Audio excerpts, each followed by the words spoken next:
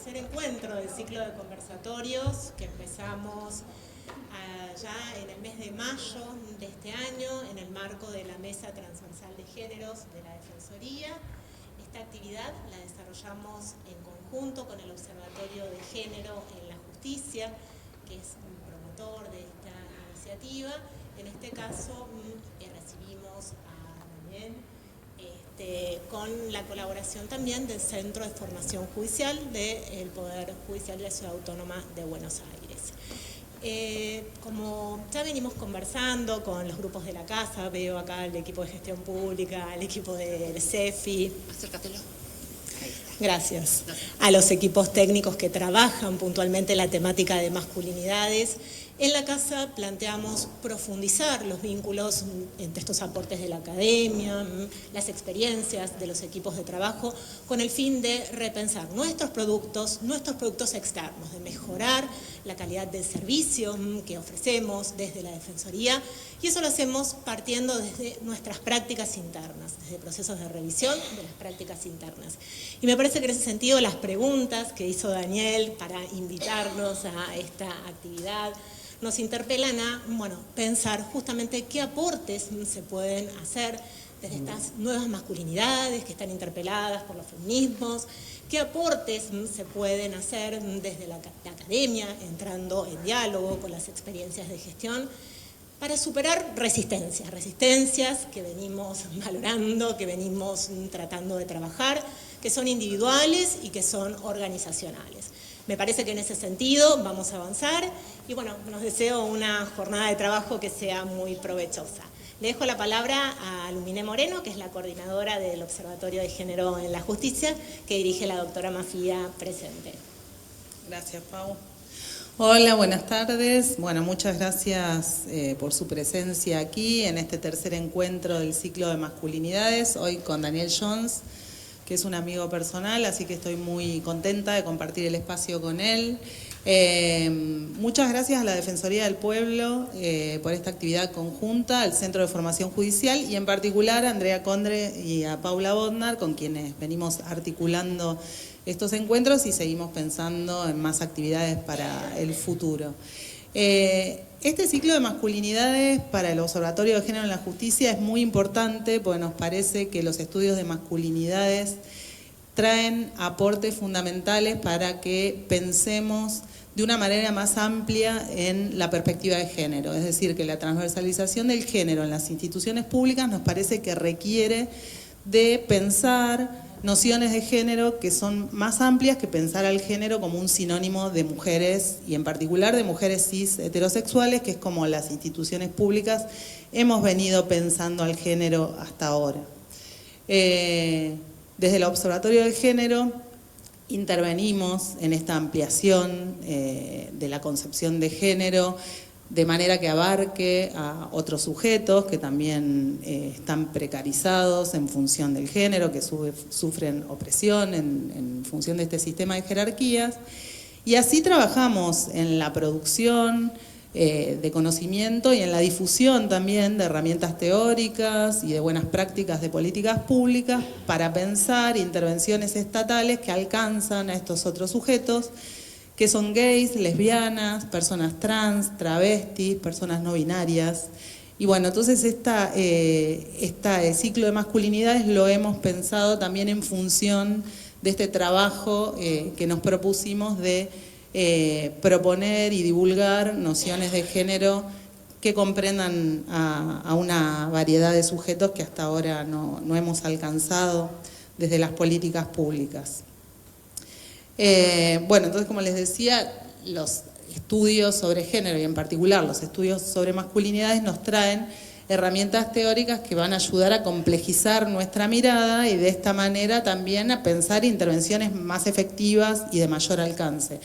Porque en la conversación sobre las justicias de género necesariamente tenemos que comprender a los varones y las masculinidades y también una serie de problemáticas que Daniel muy bien aborda en su libro. Para ayudarnos en esta tarea lo invitamos a Daniel y voy a compartir con ustedes sus antecedentes. Daniel es licenciado en Ciencia Política y doctor en Ciencias Sociales por la Universidad de Buenos Aires. Es investigador del CONICET y es profesor de Teoría de Género en la carrera de Sociología de la UBA. Dirige un equipo en el Instituto Gino Germani, que es el Instituto de Investigaciones de la Facultad de Ciencias Sociales. Entre sus libros publicó Sexualidades Adolescentes en 2010, La masculinidad, varones y feminismos, y compiló Sexo, Drogas y Religión y Todo sexo es político. Actualmente coordina la diplomatura en masculinidades y cambio social. Daniel hace mucho tiempo se esfuerza en divulgar debates académicos para alcanzar un público más amplio, y me parece que en eso hace un trabajo muy valioso, y hace muchos años nos conocemos y trabajamos juntos, y siempre tuvo este interés por intervenir en conversaciones públicas para incidir políticamente a partir de las herramientas que tienen que ver con el estudio del género. Y en este libro, La masculinidad, sigue profundizando esa tarea.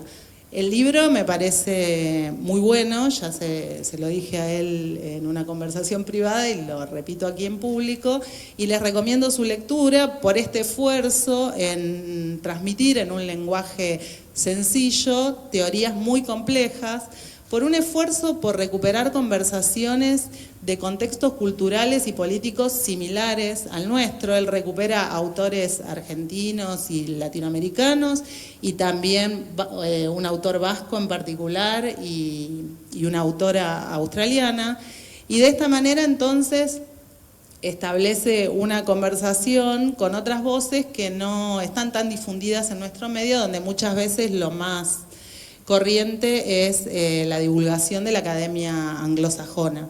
Entonces eso me parece en particular muy valioso de su libro, y bueno, y además aborda la cuestión de la masculinidad, siendo un varón cis, de una manera no complaciente y muy crítica respecto de su propia biografía personal y también de su propia posición dentro del campo de los estudios de género, y eso me parece valioso y destacable porque hace un análisis muy honesto respecto de los privilegios de género y el modo en que él se ubica en esa escala de privilegios. Nos pareció que muchas de las cuestiones que plantea Daniel en el libro son muy valiosas para pensar no solo los cuestionamientos que viven individual y subjetivamente los varones frente a las demandas y los señalamientos que venimos haciendo los feminismos respecto de los privilegios hace muchos años. No solo eso hace muy bien, sino que también da un salto a la salida colectiva y reparatoria. No se trata solo de una introspección donde hacemos una crítica respecto de los privilegios de género que todas, todos y todes tenemos en algunos contextos relacionales, sino de dar este salto a lo colectivo y a una acción colectiva que me parece particularmente valiosa para pensar cómo nos posicionamos las instituciones frente a estas nuevas herramientas teóricas y qué cambios en las relaciones que atraviesan nuestras propias instituciones y también en las intervenciones que tenemos en términos de políticas públicas frente a distintas comunidades. Bueno, y por eso la invitación de hoy. Ahora lo dejo a Daniel, que va a contar en mayor profundidad estos desafíos que él identificó. Bueno, gracias Malú. Después de una presentación tan elogiosa, solo me queda defraudarles, deja un poco arriba la vara. Bueno, primero agradecerle a Paula, a Andrea, a Diana, a Malú, a todo el equipo también del observatorio y a los trabajadores y trabajadoras de la Defensoría que hacen que esto sea posible, que es también trabajo invisible muchas veces para que uno o unos pocos nos podamos lucir después.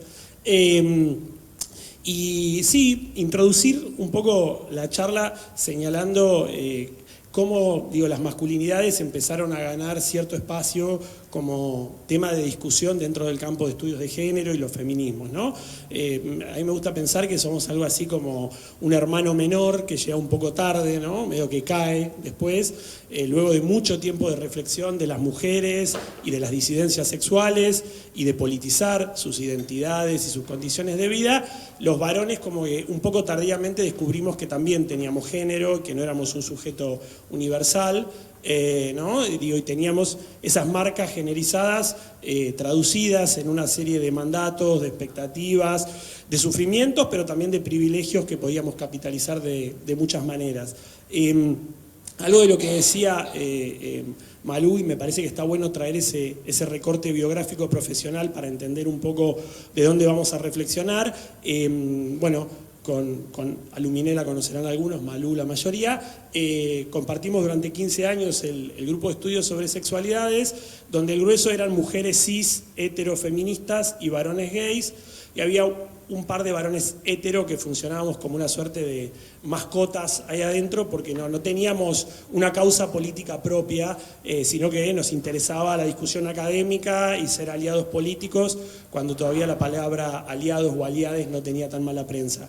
Y en ese contexto, algo muy interesante es que durante mucho tiempo mi objeto de discusión y de reflexión tenía que ver más con la diversidad sexual que con la condición genérica de los varones. Digamos como que tardíamente descubrí que además de investigador de temáticas de sexualidad era varón y que eso ameritaba una reflexión, digo, epistemológica, pero también una reflexión sobre cómo había sido socializado como varón y qué efectos tenía eso sobre la producción de conocimiento y mi intervención profesional, ¿no? Y en todo momento, si bien voy a ir y venir sobre algunas cuestiones biográficas, tienen que ver sobre todo para pensar cómo, y en este caso interpelando a los varones en particular, la forma en que fuimos criados como varones, la forma en que seguimos recreando nuestra masculinidad, tiene efectos no solo en la vida cotidiana, en las relaciones con nuestras parejas, con nuestros hijos, en un club, sino también en nuestras intervenciones profesionales, ¿no? Como un sesgo androcéntrico o machista se nos filtra, ¿no? Por esta idea, como dice Butler, de que el género es como un vestido mojado que se nos pega a la piel y no lo podemos despejar, ¿no? Yo ahí prefiero decir, es como un traje que te compraste cuando pesabas 15 kilos menos y te queda chico y no te lo podés ni siquiera acomodar. Digo, esto me pasó hace poco en un casamiento y me quise ir a un casamiento con el mismo traje que me había casado 15 años más tarde y, bueno, la masculinidad es como ese traje que te queda chico, que sabés que te está apretando por todos lados, pero no es tan fácil sacártelo. Y eso se te filtra constantemente, no solo en la vida cotidiana, sino también en la forma en que tenemos de intervenir en nuestro trabajo. Yendo un poquito más ya al PowerPoint. Bueno, este es el libro que mencionaba Malú. Yo me voy a poner acá para que tampoco estar ahí tan estático. Se llama La masculinidad, varones y feminismos, y es una colección de la UNCS de libros muy económicos y cortos que se llama Filosofía de a pie, que la crañó ahí María Pía López y otra serie de colegas en la Universidad de General Sarmiento, para divulgar temas, ¿no? Así como en singular, el Estado, la política, la memoria, y por eso se llama La masculinidad y no las masculinidades, pero también un poco jugando con lo que les trajo ya acá Lucho Fabri de la idea de la masculinidad en singular como un dispositivo extractivista, ¿no? Esta idea de que los varones aprovechamos el tiempo, la energía, incluso los cuerpos de las mujeres para obtener una serie de privilegios, ¿no? Y esto lo hacemos mediante un proceso de socialización que nos hace que parezca muy natural, ¿no? Y que si uno no frena y no toma conciencia, ¿no? No lavar las tazas o no tomar notas en una reunión de trabajo siendo varón parece que ya es un privilegio constitutivo de ser varón, pero también en un montón de situaciones de la vida cotidiana en la que sacamos provecho extractivistamente, como dice Lucho Fabri, del tiempo, cuerpo y energía de mujeres o de otras identidades feminizadas en las que nos ponemos en una posición de jerarquía. Nos ponemos en una posición de jerarquía básicamente porque fuimos socializados, y ser socializados significa que fuimos criados, educados, aunque eso no nos exime de responsabilidad de cambiar, ¿no? Me adelanto un poco al final, como la mayoría de acá somos adultos, los varones de mediana edad, algunos más jóvenes, ¿no? Esa idea de que la próxima generación de varones por suerte viene con otro chip, tiene algo como de exculpatorio, ¿no? Como decir, bueno, por suerte yo ya veo que los pibes vienen, claro, o sea, como si no hubiera posibilidades de cambiar en el transcurso de la vida ese guión de masculinidad. Bueno, adelanto el final. La idea de esta propuesta institucional y personal es que siempre, afortunadamente, estamos a tiempo de cambiar. Y que esos cambios no necesariamente tienen que ser grandilocuentes. Muchas veces, como los machismos son micro, también esos cambios pueden parecer micro, pero tiene que ver también con un horizonte de promover igualdad de género y erradicar violencias de las cuales somos partícipes directos o cómplices, que eso es otro eje del cual va a versar la charla. Bueno, ese es un poco el índice del libro. Y algo que quería traer era el tema de la resignación, ¿no? Muchas veces, acá hay algunos compañeros, ahí lo vio Esteban, otros compañeros que cursaron la diplomatura en masculinidades, cuando trabajamos con varones, hay como una capacidad de defraudarnos y de defraudar que tenemos los varones con respecto a los cambios, que tiene algo medio alucinante, ¿no? O sea, siempre uno cuando cree que ya está llegando al final del camino, encuentra que este traje que le queda chico, que es la masculinidad, lo hace volver casi al principio, ¿no? Y cuando trabajamos, intervenimos con varones, quienes saben, en grupos de varones que ejercieron violencia o en el marco de la ley Micaela, ¿no? Muchas veces, los últimos años, como decía Malú, la vida académica, digo, soy investigador del CONICET, doy clases, tengo ese lado un poquito más nerd, pero lo que me genera más deseo en general son las actividades de sensibilización, capacitación, ¿no? Etcétera. Les contaba que el lunes había trabajado con agentes del sistema penitenciario y ayer con líderes, cuadros medios y altos de una empresa financiera tecnológica super top ahí en Microcentro, todos grupos de varones. Acá hay un grupo mixto, pero era de varones, los espacios seguros de varones, que me encanta, que el espacio seguro de varones es, puedo decir cualquier barbaridad que se me ocurre, no es seguro de agresión, sino que puedo ser todo lo honesto que quiero ser con las barbaridades que pienso de este cambio de época.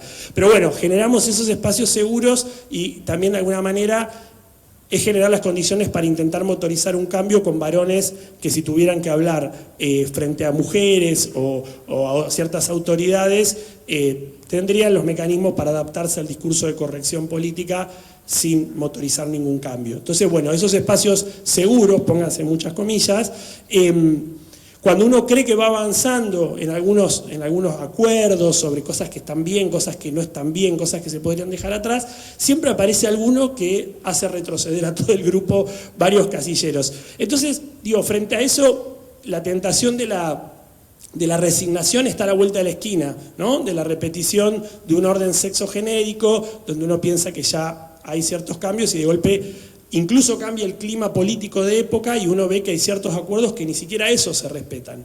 Entonces, ¿por qué creer que con el impacto del feminismo en los varones sería distinto? ¿Por qué creer que las nuevas generaciones necesariamente van a venir con otro chip? ¿Por qué creer que los varones, aunque sea por adecuarse a una corrección política, van a dejar de ejercer ciertas violencias o decir ciertos discursos de odio? ¿No? Es un cambio dinámico, no hay una teleología y en ese sentido hay una suerte de batalla cultural y de guerra de guerrillas en el trabajo con masculinidades para ir cambiando la forma de pensar y la forma de actuar de a uno a la vez de esos varones. Por eso, en realidad, el libro lo que pretende, en vez de ser un manual de masculinidades, es hacer un recorrido teórico, conceptual, lo más amigable posible para cerrar con algunas cuestiones capaces de incomodarnos, sobre todo los varones cis heteros. Yo acá vengo hablando de varones y masculinidad, pero no son sinónimos. Digo, la masculinidad se puede encarnar también, digo, en varones trans, se puede encarnar en una lesbiana masculinizada. Digo, hay mucha investigación, como la de Jack Halberstam sobre eso, la de Andrea Lacombe, sobre las lesbianas masculinizadas en Río de Janeiro. Cualquiera que le interese un subcampo, después me pregunta, que eso me quedó de la vida académica, que es digamos, la manía referencial. No la digo en estas charlas porque suele alejar más que acercar, pero si a alguien le interesa, después podemos sí traer esas referencias. ¿Y por qué incomodarnos? Porque también hay algo de que el que ocupa, o los que ocupamos posiciones de privilegio, no tenemos ningún estímulo para abandonar esos privilegios. Sean del tipo que sean, ¿no? Yo siempre traigo el ejemplo, salgamos del orden de género, salgamos del orden racial en Argentina, ¿no? Ustedes, digo, anoticio que en Argentina hay un montón de racismo, digo, y no es solamente con los vendedores senegaleses. Hay formas de racismo que, por ejemplo, lo tienen muy claro las fuerzas de seguridad, ¿no? Yo vivo en Once, en el corazón de Once. O sea, digo, viví durante 10 años a una cuadra de Plaza Miserere y ahora vivo en otra parte, también corazón de Once. En todos estos años que vivo ahí, la policía nunca me detuvo por nada. Por nada. Pero ninguna, ¿eh? puedo haber vuelto borracho caminando a mi casa, puedo haber estacionado en doble fila con las balizas y empezado a bajar cosas. Nunca me detuvo la policía. Pero veo casi cotidianamente cómo la policía les da vuelta la mochila a los pibes que bajan del Sarmiento a razón de nada. ¿Por qué? Porque esos pibes tienen portación de rostro, porque esos pibes tienen gorrita, porque esos pibes son nuestros negros. Entonces, digo, los privilegios... Ahora, yo no puedo hacer nada para deshacerme de mi privilegio racial que tengo como varón blanco, sin discapacidades, de mediana edad, que aparento ser de clase media, que si empiezo a hablar con la policía, tengo un capital cultural con el cual puedo de alguna manera rebatir. Yo de esos privilegios no tengo forma de deshacerme, por un lado, pero sí puedo hacer algo para promover formas de igualdad que no terminen revictimizando a estos pibes que ocupan, transitando la masculinidad, ¿no? Y acá vemos por qué tenemos que pensar interseccionalmente la masculinidad, no una situación de privilegio. Digo, estos varones, estos pueden tener algún privilegio de género, pero les puedo asegurar que tienen un montón de desigualdades que padecen o violencias por su condición de clase o de raza. Bien, entonces, ¿a quién quiero incomodar? Bueno, a lo que probablemente sea buena parte de los varones que estamos acá. Varones, cis, algunos serán hetero, otros no serán hetero, de clase media, con educación, urbanos, ¿no? O sea, no me voy a agarrar con un eslabón más débil de la masculinidad que son esos pibes que son, ¿no?, revictimizados. Siempre cuando hay que estudiar machismo se estudia a los varones jóvenes de sectores populares, ¿no? Como si, no sé, los médicos que atienden en el sistema de salud no ejercieran violencia obstétrica en base a sus valores patriarcales, ¿no? Digo, cortemos el hilo no por lo más delgado. Bien, o los operadores judiciales, pero bueno, eso vamos a avanzar en un ratito. Bien, vamos con el siguiente, ¿no? Ahora, algo más sobre esa posición. Todo lo que voy a traer hoy para discutir sobre los privilegios que tenemos los varones, sobre la forma de romper complicidades, arrancan de una reflexión situada en primera persona. No es el que llegó al final del túnel, vio la luz y viene desde un lugar de superioridad moral a contarle a los varones cómo es la posta, ¿no? Muchas de estas cosas que intento traducir en un lenguaje más conceptual vienen de las fricciones que he tenido con mis compañeras de trabajo, de militancia, con mis hermanas, con mis exparejas y con mis actuales parejas, ¿no? Que siempre hay algún motivo donde cuando uno cree que ya tiene todo el checklist de varón deconstruido, descubre que hay una forma nueva de sostener los privilegios que encarna. Hay una distancia entre entender, ¿no?, que existen desigualdades estructurales que perjudican a las mujeres y a personas con otras identidades sexogenéricas y asumir cómo nuestros privilegios tienen que ver con eso, ¿no? Yo puedo entender la brecha salarial de género, pero yo argentino, ¿por qué? Si yo no soy el que decido cómo se paga el sueldo. Bueno, de vuelta, yo puedo entender si tengo, por ejemplo, una hija o una sobrina o una hermana, mujer, que circular por la calle con miedo es una experiencia constitutiva de ser mujer en el espacio público por miedo al abuso, al acoso, etc. Pero ¿qué tengo que ver yo con eso? Si yo no soy un acosador, no soy un abusador. Entonces, esto es, vamos a pensar algunas cosas en primera persona, pero también en responsabilidades colectivas que tenemos los varones como parte de un grupo.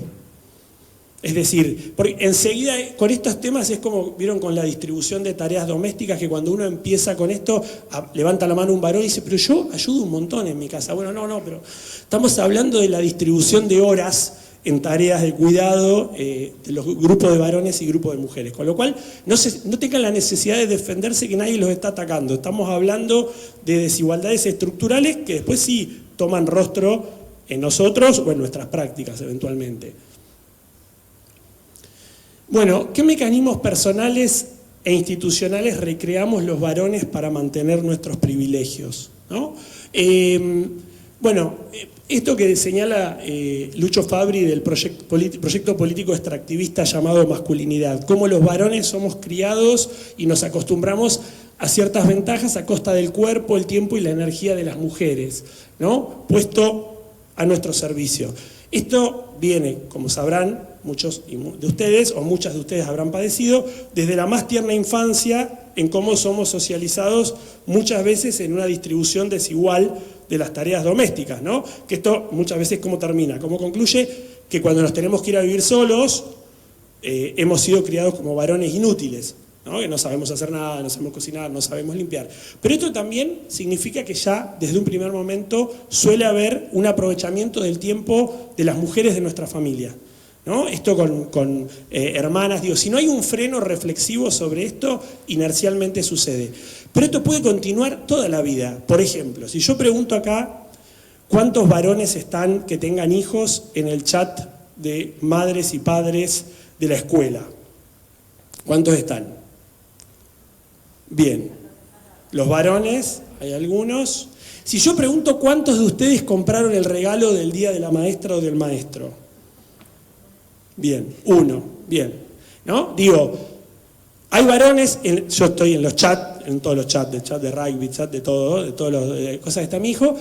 Las que participan siempre son las mujeres, las que coordinan las actividades son siempre las mujeres, las que se ocupan de juntar la plata, ir a comprar los regalos, son casi siempre las mujeres, ¿no? Y cuando aparece algún tema muy álgido, aparece algún varón iluminado a dejar caer una idea y se repliega, ¿no? De vuelta a escribir sus memorias. Digo, esto es así, ese trabajo cotidiano que es el infierno de los chats de mapadres de las escuelas, es una carga adicional que también tiene que ver con las mujeres. Ni hablar con llevar al médico, ni hablar con ir a las reuniones de mapadres. Digo, todos aquellos trabajos que no generen de cuidado, que no generen una recompensa emocional o un reconocimiento público, es decir, la tarea invisible de crianza con poca gloria, bien, en general recaen mujeres. Es decir, que la desigualdad no solo viene de cómo somos criados, sino que después, cuando armamos y eventualmente armamos con una pareja heterosexual algún arreglo familiar, siguen reproduciéndose. Eso, digo, es lo que explica después los datos duros, digo, de la cantidad de horas por día de distribución. Los varones nos aferramos a los privilegios, naturalizados y prácticamente invisibles, si no hay una crítica o una confrontación. Este es el otro punto clave. Esa idea de que tiene razón pero me lo dijo mal. En todo, en el trabajo, en la militancia, digo, en la militancia partidaria, en los sindicatos, en la universidad, con compañeras de cátedra, en la oficina, con una pareja. Tenés razón, pero no me gusta el tono. Pero pará, catador de tonos.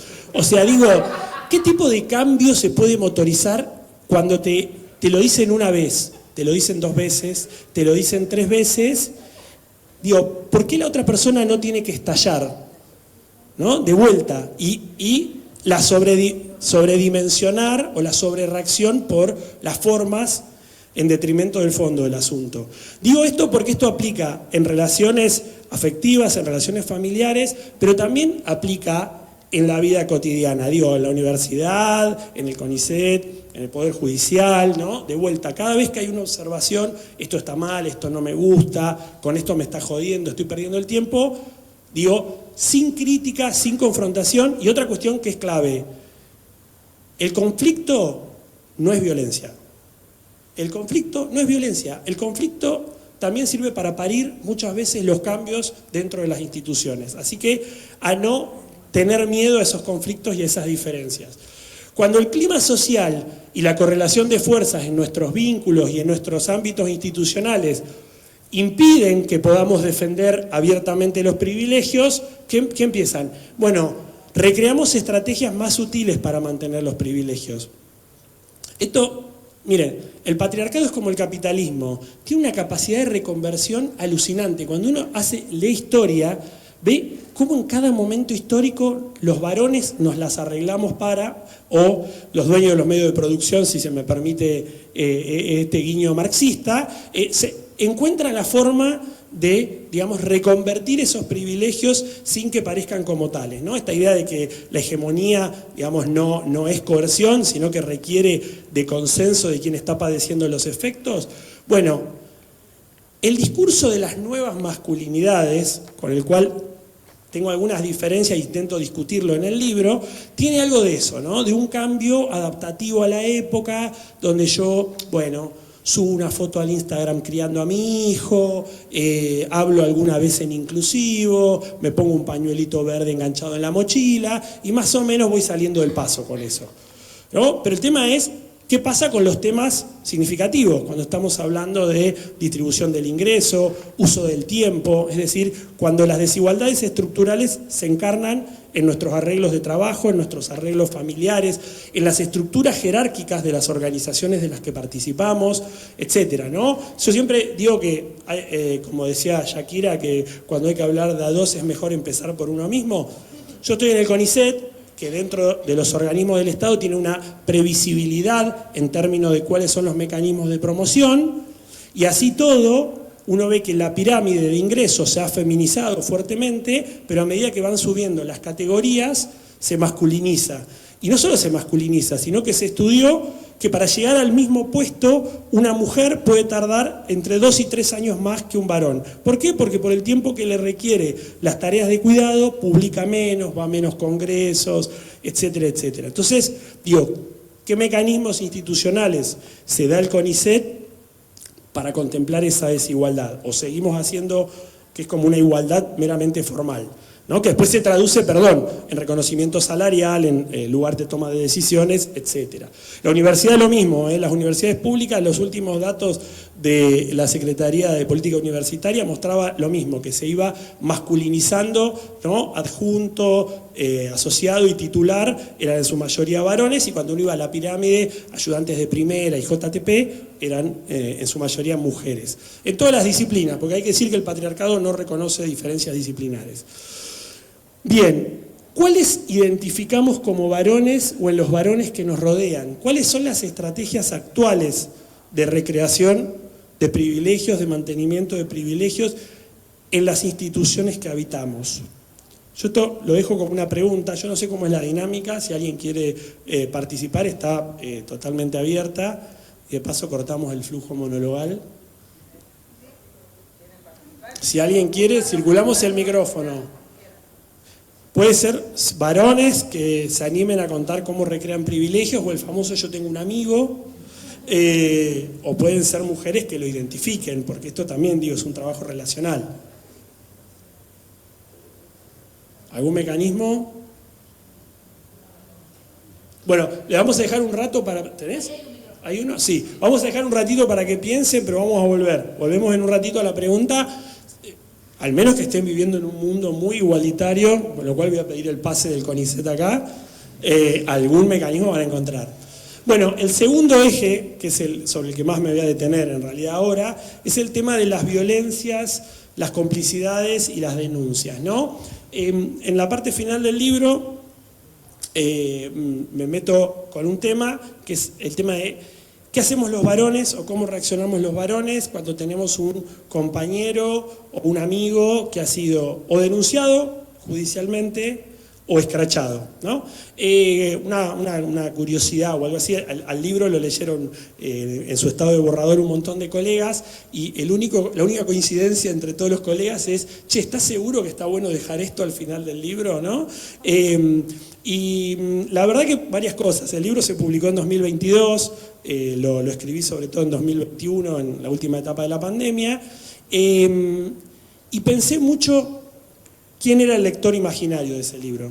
Y la verdad que, si bien después me dijeron, no, tenés que ampliar un poco, decir que en realidad el libro va más a más gente, yo la verdad que lo quería que lo lean varones cis heterosexuales, y quería generar una discusión y una incomodidad. ¿Por qué? Porque también, quiero ir un paso para atrás, el campo de estudios de masculinidades y esta reflexión, como es heredera de los feminismos, muchas veces está la tentación de hablarle a las compañeras feministas que ya están convencidas de esta agenda y no hablarle a los varones realmente existentes. ¿Se acuerdan ustedes de los socialismos realmente existentes? Bueno, ¿no? O habla a un varón que no existe, ¿no? Un varón que está todo el día en la casa sentado reflexionando sobre la igualdad, ¿no? Y deconstruyéndose, con lo cual no hace nada el resto de su vida, que es medio raro. O le habla a un varón que no existe, o busca la aprobación de las compañeras mujeres feministas y las diversidades, ¿no? Entonces, en el medio sigue habiendo un montón de varones reales, que algunos son nuestras parejas, nuestros compañeros de laburo, nuestros amigos de toda la vida, a los cuales no queremos renunciar, aunque no estamos de acuerdo con lo que creen sobre ser varón, y con los que vamos a tener que seguir interactuando.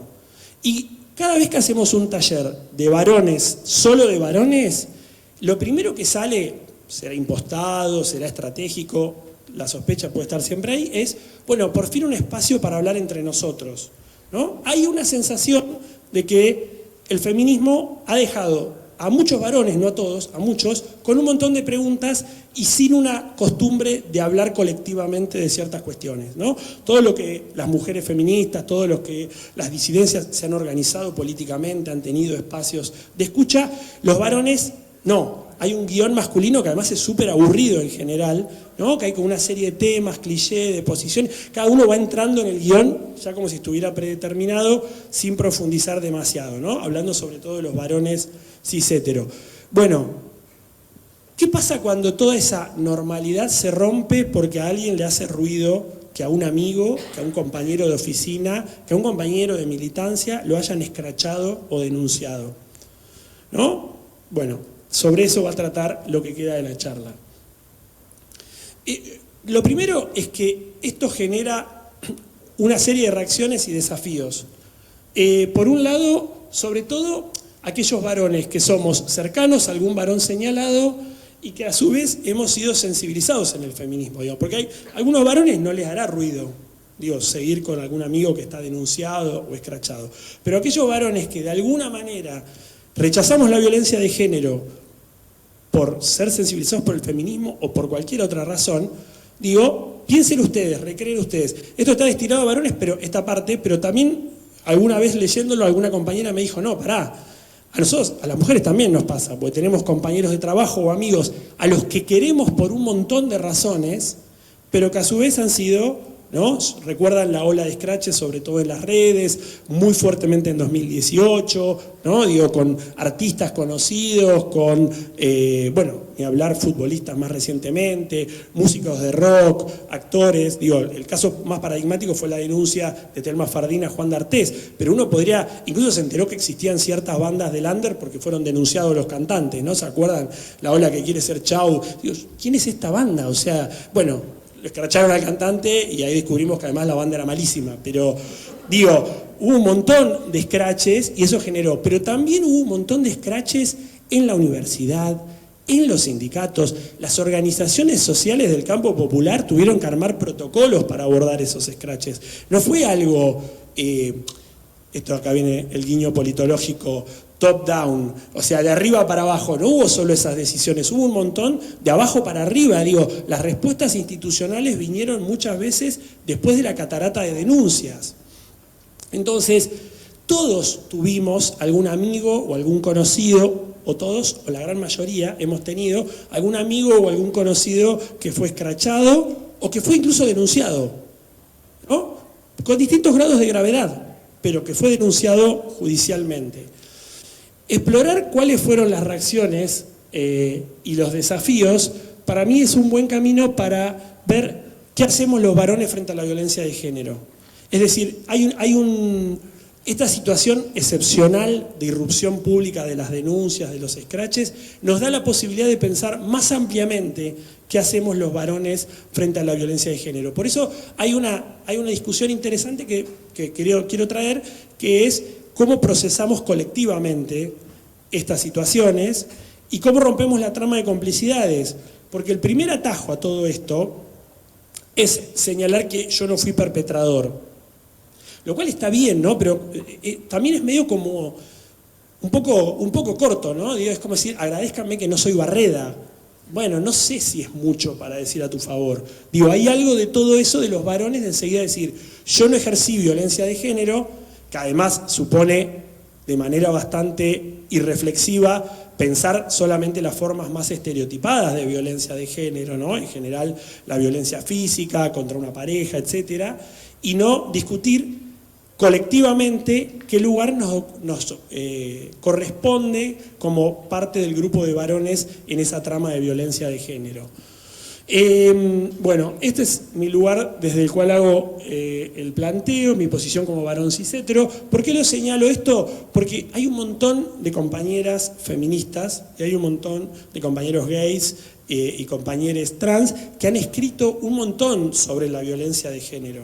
Es decir, acá no hay nada de novedad en términos, digo, sobre esto, sobre el giro punitivista que ha habido en Argentina. Digo, hay muchísima investigación que yo ahí consigno en el libro para dar cuenta de que aporto una voz en un debate que ya viene muy constituido.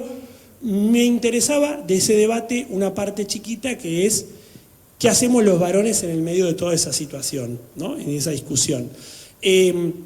Por eso yo sé que la violencia de género excede a la violencia que tiene como victimario al varón y victimaria a la mujer cis en ambos casos, pero quiero trabajar un poco sobre esto porque hay una serie de discursos y presunciones que circularon públicamente alrededor de este modelo de violencia de género. Hay un artículo muy bueno de Catalina Trevisace, una antropóloga local, sobre el paradigma de la violencia de género, cómo llegó al feminismo en la Argentina en la década del 80 y cómo eso de alguna manera moduló el debate post Ni Una Menos. La referencio a ella, pero hay muchos otros trabajos muy buenos. Bien, vamos un poco más. Bueno, concretamente, ¿cómo actuamos ante un amigo varón señalado o compañero de trabajo? Digo, cada quien sabrá el nivel de cercanía. Señalado o denunciado por ejercer la violencia de género. Lo primero que quiero señalar es el extrañamiento. Piensen un segundo cuando a un rostro conocido, a un rostro amigable con el que tenemos un vínculo laboral, político, amistoso, lo denuncian o lo escrachan por violencia de género. Bueno, yo digo, en el libro saqué cualquier referencia que pudiera identificar, pero tengo distintos compañeros, amigos de ámbitos muy diferentes que con distinto grado de gravedad fueron o escrachados o denunciados por violencia de género. Y no respondían a ningún patrón.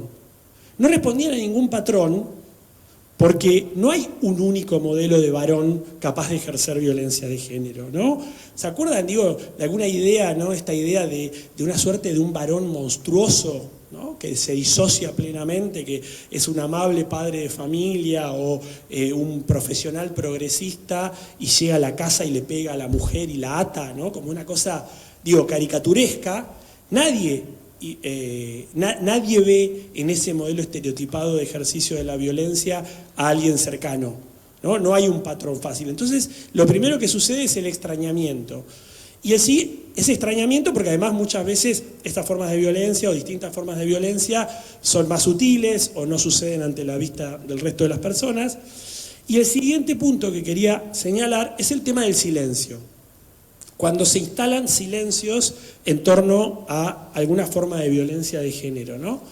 Yo digo que es un silencio deliberado, pero no explicitado como silencio, ¿no? Vamos a comer un asado con amigos y hay uno de ellos que fue escrachado en las redes sociales. Y nadie habla del tema, hay un silencio incómodo, ¿no? Nadie habla del tema de ninguna manera. Nadie le dice, che, ¿cómo te escracharon? Nadie le dice, che, pero es verdad. Nadie pregunta, ¿no? Entonces, hay un silencio incómodo, incómodo por lo menos para quienes estamos sensibilizados contra la violencia de género, pero que no sabemos exactamente cómo procesar. Y la lógica de este silencio es, cuanto menos sepa lo que pasó, mejor. ¿Por qué cuanto menos sepa lo que pasó, mejor? Porque en realidad, si el otro me empieza a contar, si yo pregunto, capaz que ahí ya del extrañamiento paso al enojo o al conflicto con esa persona que por otras razones quiero. Mi impresión es que ese silencio es un silencio que nos incomoda, pero que mantiene el statu quo y se convierte en una forma de complicidad, ¿no? Y vuelvo sobre esto. Estoy explicando también cómo transité yo y cómo transitaron alguna gente cercana la cercanía a varones denunciados o escrachados, ¿no? Nadie sabe, en principio, por lo menos los varones con los que yo me rodeaba, cómo encarar el tema, cómo sacarlo, cómo hacer que el otro cuente, cómo no tener una visión condenatoria de antemano, pero tampoco cómplice, ¿no? Como decir, bueno, no, está mal esto está sobredimensionado, sos víctima de un momento histórico, ¿no? De vuelta, ¿no? Le puede tocar a cualquiera. Digo, ¿cómo salir de esos lugares comunes y empezar a hablar de esas formas? Pero el silencio a la larga es costoso y se torna dilemático, ¿no? Porque evitar esa charla nos impide saber cuál es el punto, qué pasó según el punto de vista de este varón. Y también requiere cada vez más un esfuerzo de disociación. Si nosotros públicamente estamos convencidos de que la violencia de género es algo repudiable, tener que compartir oficina de trabajo, o tener que compartir ámbito de militancia, o tener que compartir un asado de amigos con varones denunciados o escrachados, les puedo asegurar que resulta insostenible sin hablar del tema, ¿no? Eso es un esfuerzo de disociación, ¿no? Y a su vez, no hablar de ciertos temas va generando distancia e incomodidad que se torna muy evidente cuando es en una instancia grupal, ¿no? Como puede ser el clima de trabajo en una oficina. Otra reacción puede ser tomar distancia, ¿no? Cortando la comunicación o dejando de mostrarse público con quien fue denunciado. Esto ustedes lo habrán oído hablar como cancelación o, digo, como aislamiento. Varón, y ahí yo en el libro uso la imagen de la mancha venenosa, ¿no? Bueno, ¿no? Goffman lo decía con respecto al estigma, o sea que el estigma es contagioso, ¿no? Funciona así, si yo estoy, ¿no? Por ejemplo, si todo mi grupo de amigos son gays y yo tengo que de alguna manera marcar la diferencia, no sea cosa que piensen que, ¿no? De vuelta, así funciona el estigma. En este caso es el estigma del violento. Cuando, digo, la violencia de género pasó en un discurso público a ser un motivo de rechazo, el violento pasó a ser estigmatizado. Si yo tomo distancia, confirmo públicamente que yo no soy violento y que rechazo la violencia de género, ¿no? Cuento una anécdota así como para que vean que no es que esto son soliloquios personales, ¿no? Cuando pasó, ¿se acuerdan del caso de Dante Palma? ¿No? Panelista de 678, profesor de la Universidad de San Martín, de la Facultad de Filosofía y Letras de la UBA. Apenas pasó, yo no lo conocía a Dante Palma, o sea, ya en esa época 678 me aburría, pero digo, nada, lo conocía de ahí. Una colega muy querida, feminista, de mi generación, un poco más grande, me escribió en privado para preguntarme si yo no me iba a pronunciar sobre el caso Dante Palma. O sea, tipo un statement, tengo que hacer una declaración, yo, argentino, de 45 años, declaro que Dante Palma... O sea, yo digo, no sé por qué. Y no, bueno, pero viste lo que pasó, tenés que pronunciarte, tenés que tomar posición. ¿No? Guardo por ahí el mensajito, era de Messenger de Facebook, miren qué antigüedad. Esa red donde quedamos las personas grandes, bueno, pero yo lo sigo teniendo de cariño al Facebook. Pero no me declaré. No declaré, o sea, en ese momento, pero me pareció muy sintomático esa necesidad de tomar partido y tomar distancia, ¿no? Además, recién empezaba a suceder, no estaba ni el proceso de sumario académico, etcétera, etcétera. Dante Palma terminó haciendo un programa de radio en Radio Ciudad los domingos de 7 a 8 de la mañana, literal, una vez lo escuché, de 7 a 8 de la mañana el domingo, y sorteaba 2 libros de él y siempre quedaban vacantes. O sea, a ese nivel, fue cancelado públicamente. Esto es cierto, un domingo a la mañana llevando un partido a mi hijo lo escuché. Bien. Ahora, hay un problema adicional. En este razonamiento, donde el violento es Dante Palma, o el violento es Miguel del Popolo de la ola que quiere ser Chau, o el violento es Juan D'Artés, bueno, la violencia de género no estaría estructuralmente enquistada en las relaciones sociales, ¿no? Relaciones sociales de las que todos somos partícipes, pero que los varones ocupamos un lugar en particular como grupo, ¿no? La violencia de género es un fenómeno que involucra a otros varones, a ciertos varones, y que por lo tanto podemos identificarlos, podemos repudiarlos y podemos aislarlos, ¿no? Insisto, que se entienda bien, la discusión sobre cómo trabajan las instituciones con los varones que perpetraron violencia de género y llegaron a una instancia, es una discusión, si ustedes quieren, más específica. Yo hablo de otras relaciones sociales en las cuales hay varones que han sido acusados de violencia de género en sede judicial o en las redes sociales, y que eso genera tensiones con el resto de los varones que los rodean, ¿no? Y también muchas veces mujeres. En estas coordenadas, la opción más racional es despegarse de ese varón, haciendo pública una condena, como la que me había pedido esta colega, o simplemente alejarse. No, quiero decir algo, la de alejarse de un varón acusado de violencia de género, yo la hice.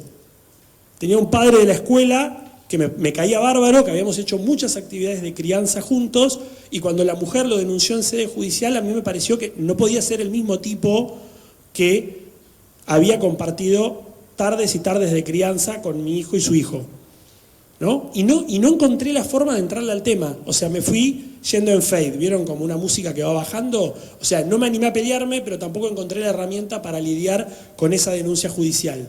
Con lo cual, de vuelta, esto no es vengo a contar cómo se soluciona, vengo a contar lo mal que lo resolví en ese caso, ¿no? Y que claramente no fue una solución, porque vamos al final del asunto. Digo, eso no mejoró las condiciones ni de su exmujer, ni tampoco motorizó ningún cambio a él, quedarse más aislado de otros varones que podrían haber tenido una palabra para promover ese cambio. ¿Cuáles son los problemas éticos y políticos de despegarse? Bueno, por un lado, digamos, no parece ser admisible la desorientación, el malestar, el silencio y la duda, ¿no? Creo que hubo algo del momento post ni una menos, yo identificaría sobre todo 2018, ¿no? 2017, 2018, donde parecía que lo que había que hacer era reaccionar siempre rápido. Y cualquiera que tuviera una duda, pero pará, si a mí el punitivismo no me cerraba antes, ¿por qué tengo que comprar ahora todo el paquete? Digo, yo estoy en contra de la violencia de género, pero no estoy tan de acuerdo del juicio público sumario. O sea, digo, no había tiempo de dudar, no había tiempo de preguntarse, no había tiempo de estar desorientados y de malestar. Y yo creo que muchos varones, con el impacto del feminismo, hubo durante mucho tiempo que no teníamos ni siquiera herramientas para saber cómo reaccionar, ni siquiera quienes veníamos trabajando en otros temas, digo, que veníamos con compañeras, con instancias colectivas de discusión académica, etc. Tampoco parece aceptable, no parecía aceptable, no compartir la idea de que el aislamiento de ese varón, ¿no? Y el repudio público sean los mecanismos más adecuados ante todos los tipos y niveles de violencia de género. Yo acá estoy abarcando situaciones que sé que por definición son muy heterogéneas, pero por supuesto no estoy hablando de formas de violencia extrema, estoy hablando de toda esa trama de violencias que muchas veces empezó a salir a la luz a partir de la conciencia que cobraron las víctimas revisando retrospectivamente relaciones, incluso relaciones que ya no se sostenían en el tiempo, Digo, ¿cuántas veces vimos esas denuncias de ex sobre parejas en relaciones en el pasado, ¿no? Entonces, de vuelta, no estoy hablando en este caso de las víctimas, sino de los varones que rodeamos a ese varón denunciado o escrachado. ¿Solamente nos queda el repudio, solamente nos queda el aislamiento, o es una decisión que en un punto nos resulta más cómoda como varones?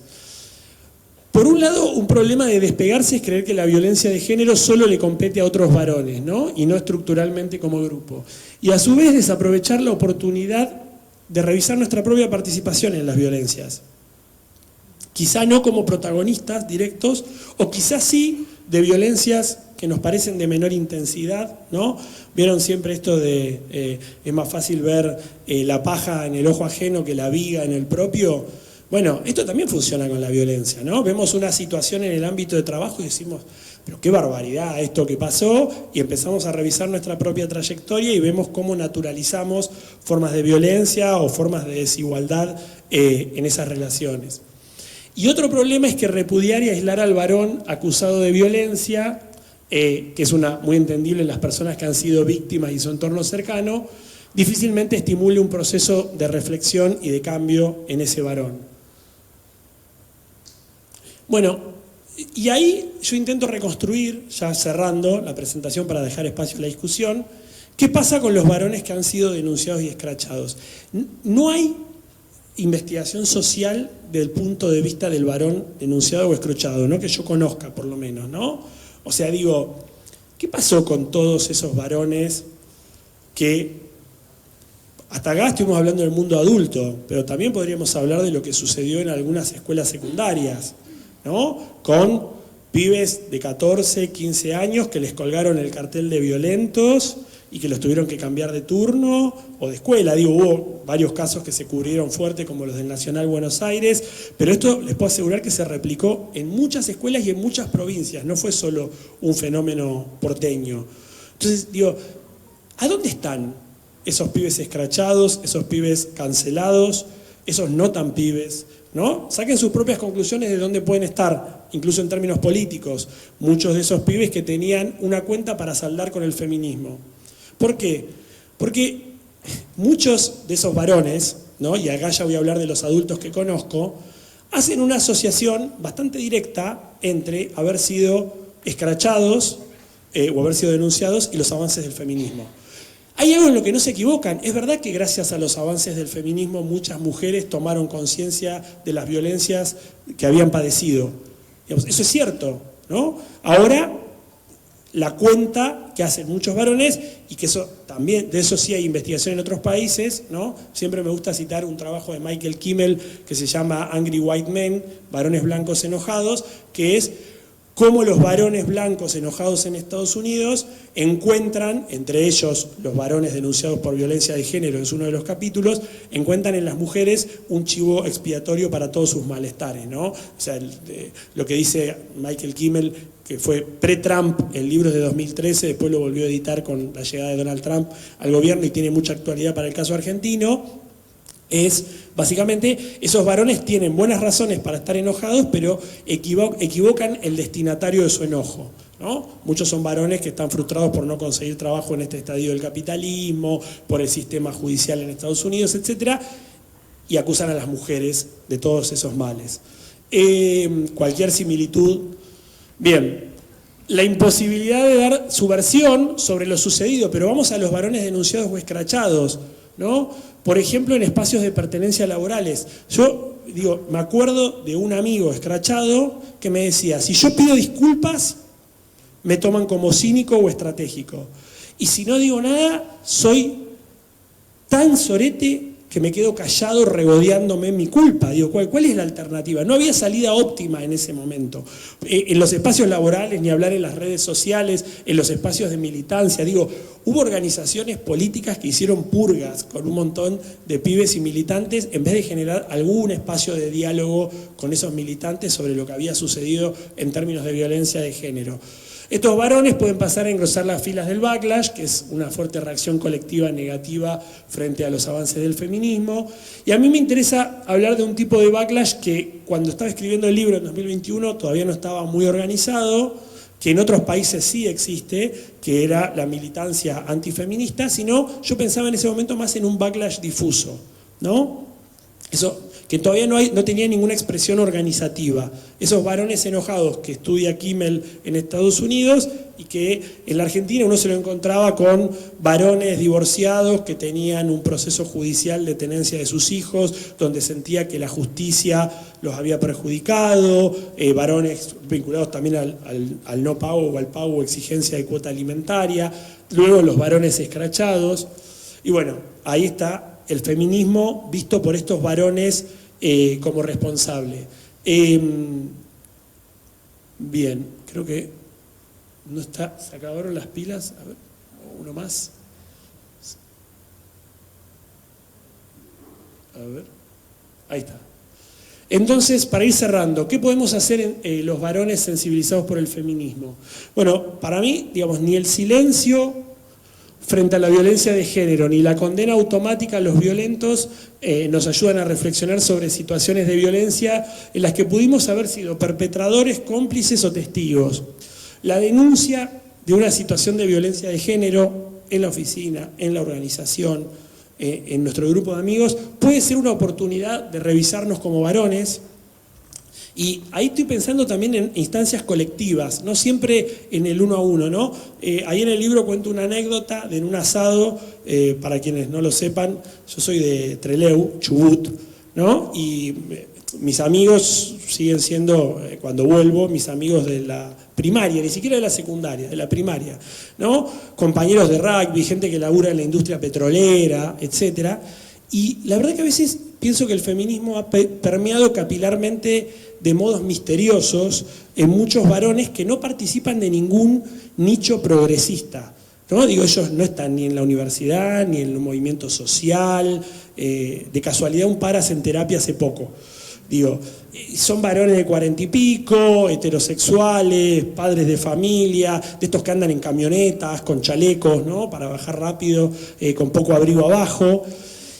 Y de golpe escuchaba charlas donde uno explicaba a otro que estaba bien que la mujer haya dejado a un ex compañero nuestro de rugby porque él la maltrataba. Y cuando empiezo a escuchar, resulta que él la maltrataba tipo verbalmente en público y él decía, y está bien que lo haya dejado, ¿no? Y explicaba. Entonces ahí me cayó la ficha de que no sé cuánto tiempo atrás era común escuchar a los varones entender que el maltrato verbal en público era violencia de género y de ahí sacar la conclusión que estaba bien que lo haya dejado. Además, lo que me llamó la atención fue la frase, ¿no? Lo dejó la mujer a tal y yo, ¿cómo lo dejó? Se separaron, ¿no? Ahí me agarró un exceso de progresismo, así, se separaron, de mutuo acuerdo. No, lo dejó la mujer porque él la humillaba en público, así, así. Digo, de vuelta, esas instancias colectivas que pueden ser, digo, un asado con amigos. Ahora me pasa que estoy todo el día escuchando en el vestuario de rugby donde juega mi hijo, que tiene esas duchas colectivas, ¿vieron? Como uno imagina tipo el infierno del servicio militar obligatorio, ¿no?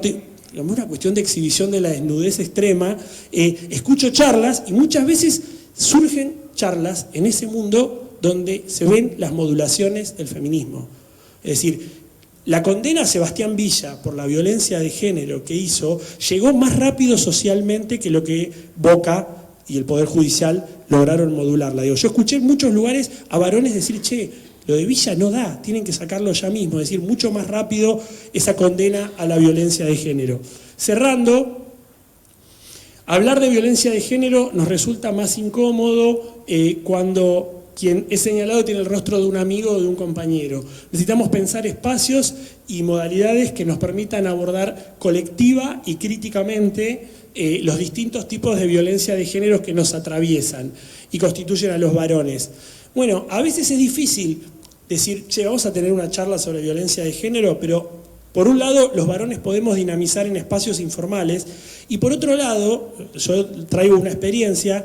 Las capacitaciones Micaela, que vieron que en algún momento fueron un enlatado donde uno veía y completaba, y después las instituciones eligieron la forma de implementarlas, en el ámbito laboral a mí me están dando, con una compañera que hacemos, muchos resultados para que emerjan formas de violencia de género en el ámbito laboral, ¿no? Incluso con dinámicas que pueden tener un carácter más lúdico, haciendo role-playing, evocando frases que han escuchado o que han dicho, ¿no? Y han generado, digo, de vuelta, encontrar la vuelta en los ámbitos de trabajo para reflexionar puertas adentro sobre las dinámicas de violencia, pero también, y esto es un desafío mayor, algo que hemos hecho en el Poder Judicial en Chubut, las formas de violencia que reproducen nuestras instituciones de violencia de género en el trato diferencial a las personas que acuden buscando respuesta, ¿no?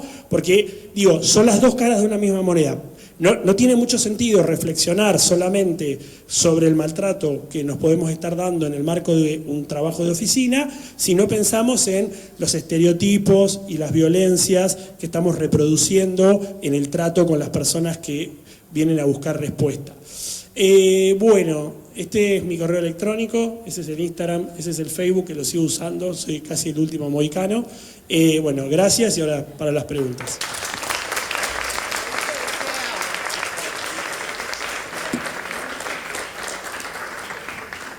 Bueno, no sé si hay preguntas, comentarios, inquietudes.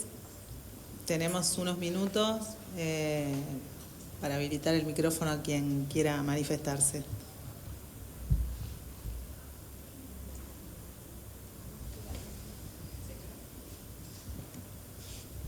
Tal vez necesite más tiempo para reflexionar, pero quería decir que fue muy buena charla. Me pareció excelente, excelente. Así que gracias a quienes organizaron también. Yo tengo una pregunta, sí, también, muy interesante. ¿Sabes? En realidad nosotras quienes venimos hace mucho trabajando estos temas, tenemos la obsesión del espacio mixto, digamos, además por, no sé, por la educación, cuando vos decías espacios seguros para varones, alguna vez yo pensé, tendríamos que organizar algunas charlas o algunas reuniones por separado, porque estoy segura que hay varones, o incluso también mujeres, que no se animan a expresar determinadas cuestiones estando trabajando en conjunto. Por lo que veo, hay algo estudiado sobre el tema y te quería preguntar si lo han indagado o ha sido una experiencia piloto o, bueno, que si tenés incluso algún material. Quizá haya gente que lo haya estudiado. Nosotras somos de la generación que luchó contra la separación de varones y mujeres en la educación, por ejemplo, ¿no? Entonces, tenemos los encuentros de mujeres hace 36. y tenemos los encuentros de mujeres propios, así que valoramos también el espacio seguro. Sí, con si querés. Sí, a ver, yo venía haciendo todos espacios mixtos, en todos lados, en donde damos capacitaciones. De vuelta, digo, la ley Micaela, en un punto para señalar esto, es como la ESI. Uno tiene una ventana de oportunidades para ahí introducir, según la institución, la organización que te convoque. Digo, nosotros lo he hecho con delegados ferroviarios, hasta con estos gerentes, digamos, de una fintech, ¿no? Una financiera tecnológica. Yo también en general soy de la idea de grupos mixtos, en general incluso la coordinación, a mí no me gusta la dinámica de varones hablando con varones sobre varones, me parece que, además de que suele ser súper aburrido y los varones medio como que nos damos palmadas en el hombro sobre qué difícil ser varón y todo esto, que me aburre profundamente, no suele motorizar muchos cambios. Ahora, dicho esto, que generalmente también laburamos con grupos mixtos, nos está pasando que en algunos lugares, a pedidos de organizaciones, hacemos la prueba de un grupo de varones y a veces salen cosas que no habían salido antes. Por ejemplo, con este del servicio penitenciario, habíamos hecho una presencial con aspirantes al servicio penitenciario y había presentes un montón de funcionarias feministas del municipio y no abrió la boca ni uno en 2 horas. Además, eran un lujo porque tenían la espalda, vieron, como estudiante de penitenciario, así, yo que vengo de las facultades sociales, donde los pibes están tirados, yo digo, ay, qué atención que me están prestando, pero nadie hablaba. Hicimos una semana más tarde una virtual, solo varones, 2 varones coordinadores, y todos los varones hablaron. O sea, increíble, empezaron a preguntar de vasectomía, empezaron a preguntar de aborto, pero una cantidad de dudas que iba a ser una capacitación de 1 hora y terminamos 2 horas hablando por las preguntas, con lo cual yo tiendo a creer que hay que ir variando las estrategias y ver también cuáles son las necesidades, porque si vos probás una dinámica mixta, que insisto, es lo que yo preferiría, y esos varones tienen formas de resistencia, por ejemplo, con la no colaboración en los momentos de participación, bueno, yo ahí sería como un poco más pragmático. Probemos a ver si sale algo distinto, ¿no? Pero sí, a mí en líneas generales, y también me generan muchas dudas, por ejemplo, el grupo que coordinamos ayer, éramos 4 varones coordinando y 30 y pico de varones, ¿no? Solo varones. Pero también nos sirvió el tema de que hubiera algún varón hétero coordinando, porque lo otro que sucede muchas veces es que el laburo en masculinidades lo llevan adelante varones gays, entonces ciertos varones héteros muy resistentes dicen, bueno, sí, pero no me está hablando a mí, ¿no? Digo, yo ahí en eso estratégicamente ayer saqué a relucir, tipo de manera muy esencialista, mi condición de padre, ¿no? Todo, y yo veía el deporte que practicaba y yo veía que había algunos que diciendo, bueno, pará, acá nos está hablando uno que no es tan distinto a nosotros. Y cuando terminó la actividad, tipos que además, insisto, tienen un nivel de salario muy grande, porque son una de punta, digamos, una financiera legal sería, vinieron y dijeron, qué bueno que fue la charla porque yo sentí que venían a que me caguen a pedo, ¿no? Y eso es otra cosa, digamos, cómo motorizar cambios, no ser condescendientes, pero no desde una lógica de el reto para que se adecúen, porque en realidad, aunque uno crea que habría buenas razones para hacer ese reto, en términos pedagógicos, es algo que está destinado al fracaso, ¿no? Porque si no es un cómo sí.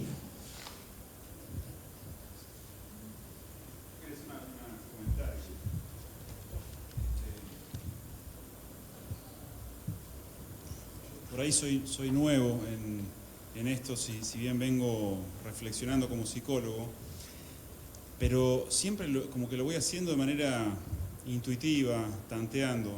Me cuesta encontrar los espacios, por ahí siendo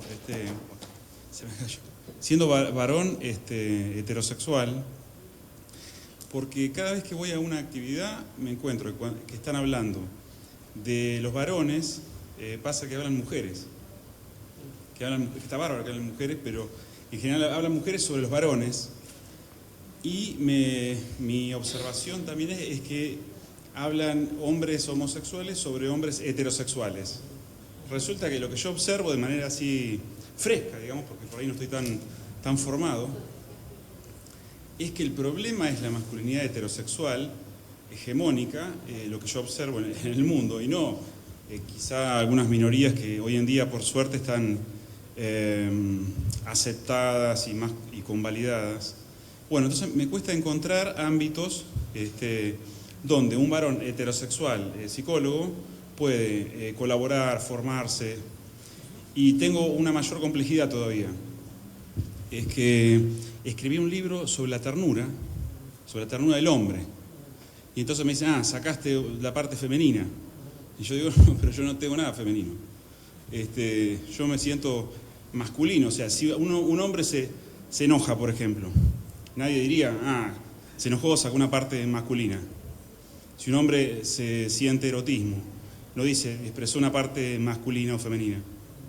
Y bueno, hay una emocionalidad, justamente, que es la ternura, que es una emoción que está vinculada a temas de crianza, donde siempre están en juego profundamente temas de género, temas de poder, donde se reproducen justamente desde el ámbito del hogar, y no es casual que haya una emoción a la cual se le asigna un género. Entonces hice un estudio sobre eso. Bueno, yo tengo esta complejidad y me cuesta muchísimo encontrar los espacios y poder publicarlos los libros. Por suerte los voy publicando, pero me voy encontrando al paso situaciones que son totalmente inesperadas. O sea, las voy escribiendo. Buenísimo, gracias. Gracias, sí. No tengo nada para decir, digo, gracias por el aporte. No. Sí, en realidad es peor todavía lo mío. Yo hice 2 libros sobre la ternura. El primero se llama La ternura del padre. Sí. ¿Qué pasa? Y el subtítulo es ¿qué pasa con el afecto del varón heterosexual? Digo, con un varón que se siente 100% heterosexual. Y el segundo libro, o sea, el que le sigue, se llama La ternura también es cosa de hombres. Pero yo digo, la ternura es una emoción que no tiene género, porque las emociones no tienen género, pero tenemos un problema de educación emocional, en lo cual cuando una persona habla sobre alguna emoción dice, vos sos tierno. No, yo no soy tierno, además no aconsejo ser tierno. Y escribí sobre eso. Ojalá que puedan poder compartirlo la próxima. Buenísimo, gracias. Bueno, gracias por tu aporte. Estaba pensando un poco en retomar esta idea de los puntos de entrada, ¿no? También planteando esta dificultad que encontrás vos para localizar un espacio donde ubicar las preocupaciones y las expectativas. Y las organizaciones, bueno, también atravesamos esta dificultad de encontrar la forma, de encontrar el espacio, y vamos en realidad ensayando en la práctica, intentando ir por un camino que a veces está apoyado en la normativa y tomando esta idea que vos planteás de, recurrir al formato de Ley Micaela, pero un formato que sea realmente innovador, a un formato, yo me animo a decir, perturbador, a un formato que moleste, que incomode, que genere esa necesidad de salir de la estructura normativa, de la formalidad de la letra escrita y desafiarnos a algo más. Y en ese sentido en la Defensoría, empezamos la verdad que un trabajo serio como para poder revisar nuestras prácticas, ¿no? Y decir, lo doloroso de reflexionar sobre prácticas naturalizadas, sobre micromachismos que están naturalizados, sobre violencias que están incluso institucionalizadas y que es necesario, poner en discusión, generar quizá el punto de entrada a través del clima, ¿no? Justamente cuando vos marcabas cómo en el nivel de los grupos de trabajo, el silencio, el no decir, el no intervenir frente a una situación de violencia genera una alteración y es un buen punto de entrada para las organizaciones y sobre todo para las organizaciones estatales para abordar las violencias institucionalizadas o más despersonalizadas y personalizadas, meternos por el lado del clima, poder trabajar sobre el clima laboral y poder también trabajar, que vos también lo apuntaste muy pertinentemente, en los conflictos, en diferenciar situaciones de conflicto, de situaciones de violencia y de identificar por qué dispositivos vos podés gestionar esos conflictos recuperando un clima saludable, un clima de bienestar y equitativo para las organizaciones. Me parece que eso está muy bueno lo que marcaste. Una cosita chiquita, retomando 2 de las intervenciones de las compañeras, en una serie de capacitaciones Micaela en un organismo público donde trabajamos con unos equipos técnicos que eran la mayoría abogados, economistas e ingenieros, o sea, como que no es que eran antropólogos. Hacíamos un ejercicio del role-playing de que en menos de 30 segundos representara una situación de violencia o desigualdad laboral que hayan participado o contemplado en su lugar de trabajo, ¿no? Y pasó que de casualidad quedó, porque los separábamos en grupo por cómo estaban sentados, quedó un grupo que eran todos varones y uno de ellos hizo de mujer y el resto le hicieron mansplaining en la situación. Y lo que arrancó, eran tipos grandes, bastante grandes de edad, digo, lo que arrancó como una situación medio jocosa, empezó a generar una incomodidad, pero insoportable. La escena fue de menos de 30 segundos, pero menos, o sea, al punto de que el que estaba haciendo de mujer termina llorando, ¿no? Y se moviliza algo ahí, bueno, entonces, digo, y eso fue en el marco de la ley Micaela, donde vos podés poner un PowerPoint y decir, bueno, la normativa dice esto, ¿no?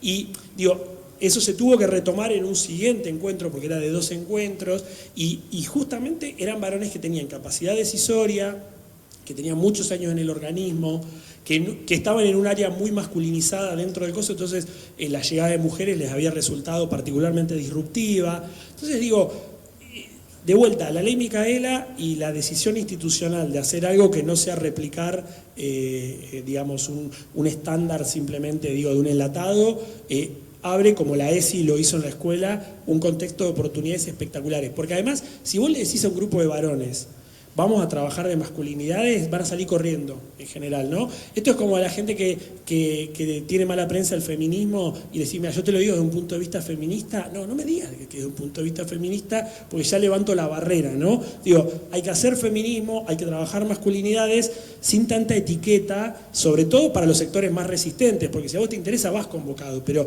si a vos te dicen, vamos a hacer una charla de nuevas masculinidades, y es optativa, van a ser 9 mujeres y un varón que llegó confundido porque había catering. O sea, no hay chance de que vaya casi ninguno. Entonces, de vuelta, para mí hay algo ahí de ser un poco más pillos en las estrategias y también de usar situaciones disparadoras en el trabajo. Por ejemplo, digo, en los clubes deportivos se está haciendo mucho. Cuando emerge la homofobia, el machismo, la violencia, no esperar a dar el curso, sino usar esa situación para intervenir, desactivar y dejar algo de sedimento.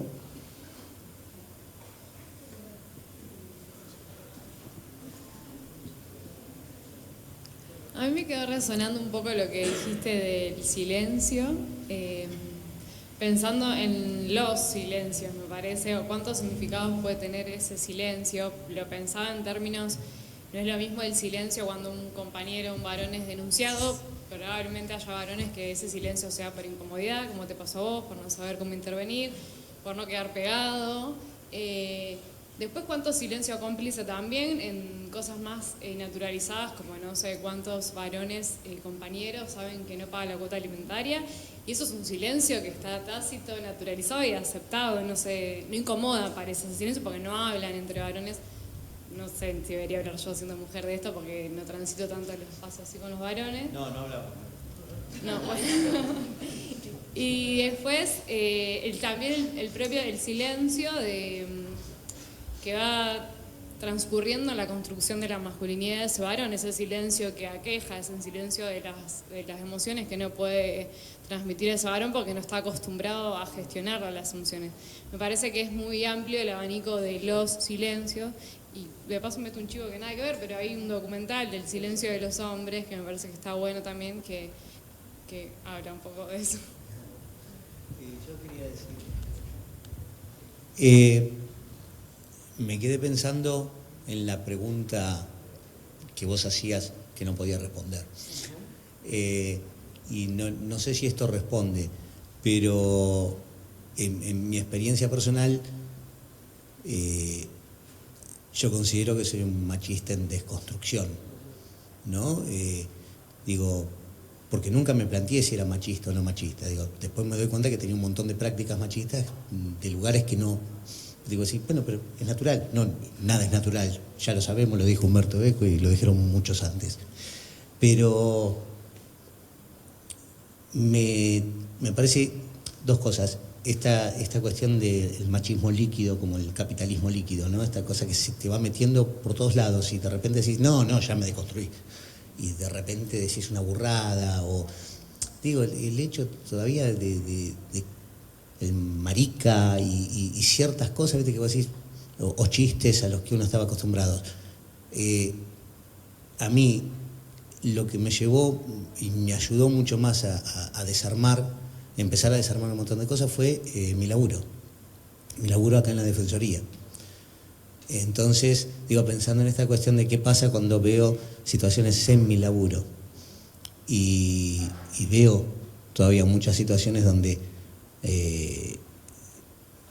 se han generado grandes silencios y no se solucionan, no hay como un avanzar sobre eso.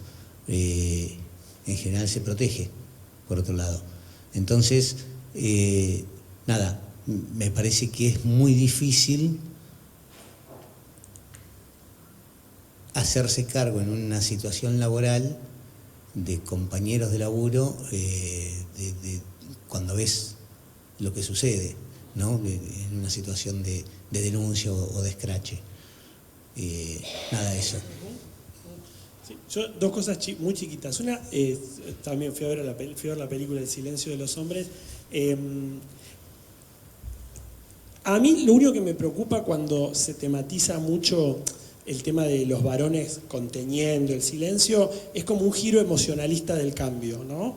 Donde pareciera que si los varones somos expresivos con nuestros sentimientos, esto va a colaborar a reducir las desigualdades estructurales. Yo ahí soy bastante más político. No, a ver, yo digo, está buenísimo con que los varones hablemos, reflexionemos, etcétera, pero bueno, como me dice mi pareja, bueno, basta, llegó un momento de algunos cambios tienen que operar, ¿no? Digo, entonces me parece que a veces hay algo de los varones que entramos en algún proceso de cambio donde creemos que nos tienen que tener como una paciencia especial por esa mutilación emocional histórica.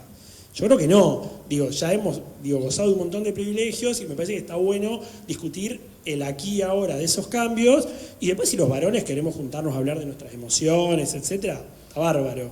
Pero digo, en el carácter relacional del género yo ahí iría más por un cambio político que tiene que ver con esto, visibilidad, violencia, ocupar puestos de poder. Digo, ¿cuántos varones dan un paso para atrás cuando se trata de que ese lugar de reconocimiento poder lo ocupe una compañera? ¿No? Esto es la pasividad política radical que dice Azpiazu, ¿no? Dejarnos hacer y no siempre yo hago.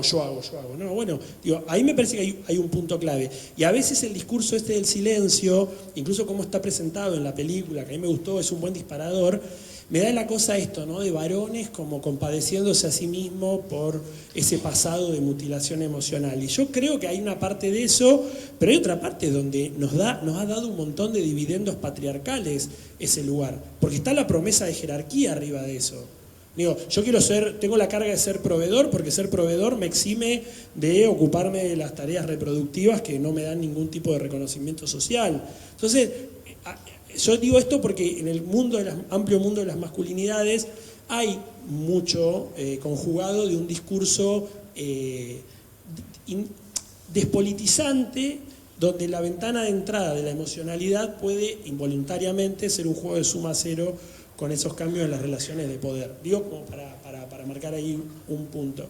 Y sí, con respecto a lo que dice el compañero, sí, efectivamente, digo, ese proceso de deconstrucción funciona. Un poco lo que yo intento plantear en el libro, y lo digo todo el tiempo, es que no es un proceso de cambio voluntarista e individual, ¿no? Y sin pérdidas, porque a veces hay una promesa de que algo así como que yo soy un sujeto, digo, cartesiano bien intencionado y digo, me decido reflexivamente a cambiar, y no, digo, estamos enquistados en esas relaciones de poder y de vuelta, hay cosas que tenemos que perder los varones para que cambie eso, ¿no? La idea de que con la igualdad de género ganamos todo, sí, ganamos todo en el mediano y en el largo plazo, pero hay privilegios que yo voy a dejar Digo, me gusta un ejemplo extremo, cuando dejó de estar el apartheid en Sudáfrica, digo, los blancos perdieron privilegios.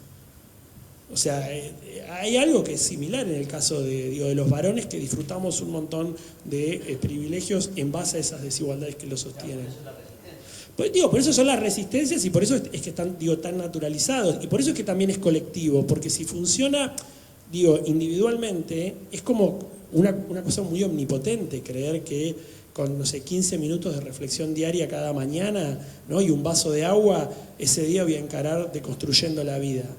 O sea, en cada situación que tenemos relaciones cotidianas, encontramos la posibilidad de usufructuar un privilegio, siempre. Yo ahí lo ponía en el libro, por ejemplo, con el si pasa, pasa, ¿no? El si pasa, pasa es que en cada situación que podemos aprovechar el tiempo o la energía de una compañera, sea de trabajo, de militancia o de pareja, para no hacer algo nosotros, en general lo vamos a hacer, porque así fuimos socializados. Entonces ahí hay algo político a discutir. Pensaba en relación a esto que decís, dos cosas. Una con respecto a las emociones, que estoy de acuerdo con tu planteo en relación a pensar lo estructural, pero también pensaba las emociones en ese plano con respecto a cómo se construyen los mecanismos de soportabilidad también, porque va de la mano. Y digo, en ese caso, las feminidades, tenemos un mecanismo de soportabilidad que se construye y el Estado es uno de los grandes constructores de mecanismos de soportabilidad. Entonces, ¿de qué manera se interfiere para romper esos mecanismos? Eso por un lado. Segundo, en relación a esto de por qué lo hago o ceder privilegios, siempre lo digo, siempre cuento la misma historia. Soy socióloga de Puerto Madryn, por eso conozco Trelew, pero entrevistando a adolescentes en el Nacional Buenos Aires, justamente a partir del 2018, uno de ellos me dijo, bueno, mira, un chico que se definía feminista, ¿no? En una agrupación, entonces me dice, mira, yo empecé a ser feminista porque me di cuenta que si no era feminista en este contexto, mis amigos me iban a dejar solo, no iba a tener amigos. Entonces me dice, y bueno, una persona que tiene privilegios no la va a dejar porque sí, 15 años. Entonces, digo, yo tengo que trabajar para poder generar políticamente ese cambio. Me decía, este nene, ¿no? Yo decía, bueno, este chico de 15 años está pensando hoy, 2019, que hacía esa entrevista, esto. Bueno, también hay una sensibilidad que fue cambiando en sus compañeras que le hizo también a él darse cuenta que estructuralmente tenía que hacer un movimiento. Digo, las dos cosas como que pienso que van de la mano. Yo tengo un comentario sobre el cercenamiento de la expresión de las emociones de los varones, que me parece como un lugar común, y es algo que ya hemos conversado. Y es que como feminista lo que veo es que se pone mucho el acento en que esa sería una de las cargas que soportan los varones en función del patriarcado, y me parece una verdad medias, porque está cercenada una serie de emociones que tienen que ver con la expresión de la ternura, la compasión, la paciencia, pero no está cercenada la expresión de un montón de emociones que las mujeres tenemos vedado expresar, como el enojo, la ira, la impaciencia, el mal humor y una serie de cuestiones. Entonces me parece que cuando repetimos eso, repetimos una verdad a medias, porque los varones se la pasan expresando sus emociones. Lo que pasa es que las emociones también están generizadas y hay un repertorio de emociones femeninas que están vinculadas a la subordinación de género y un repertorio de emociones masculinas donde me faltó también la dominación, las ganas de competir, el deseo sexual y la actividad sexual. Entonces me parece que, que repensemos todos esta cuestión de quién tiene habilitado manifestar qué emoción y qué emociones valoramos más y menos para distintos ámbitos, porque esto se traduce en algo que con Roberta Ruiz ayer estuvimos conversando, en algo que vos mencionabas también, que son, se vinculan con habilidades que se valoran en el mercado del trabajo en términos del ingreso al que podés acceder. Digo, si vos podés manifestar competitividad, agresividad, bueno, probablemente consigas trabajo en una fintech, mientras que la compasión y la empatía te llevan para el lado de la enfermería y la enseñanza y el trabajo social, que no nos llevan para la riqueza, digamos, para el lado de acceder a un mejor ingreso y a posiciones de poder.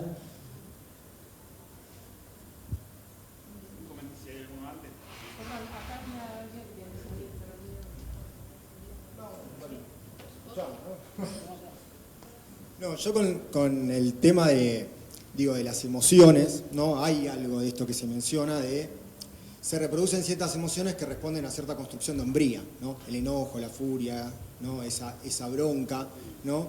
que de cierta manera están como pegadas, pero no es real. Sí sentimos, nosotros los varones, sí sentimos, sí nos pasan cosas, ¿no? Y en esas emociones, nos llevan hasta, conmovernos en la cancha por un descenso y abrazarte con una persona que ni conoces, o festejar y llorar por un gol que ni hiciste, ¿no? Hay algo de esas emociones, y tomo esto que también lo mencionás en el libro, lo de la vergüenza de género, ¿no? Y cómo lo planteás como una piedra de toque para transformaciones, no como algo autoindulgente o palmaditas en la espalda, sino como avergonzarse del varón que uno fue, no solo a los 18, a los 19, a los 20, sino ayer, ¿no?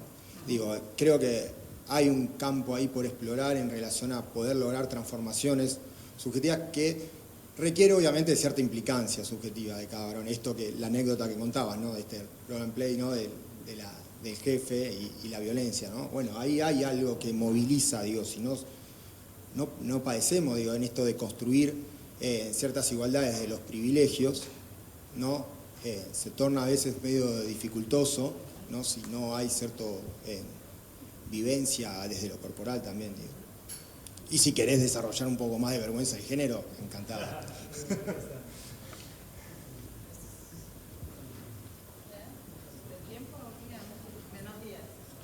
Yo quería hacer un comentario.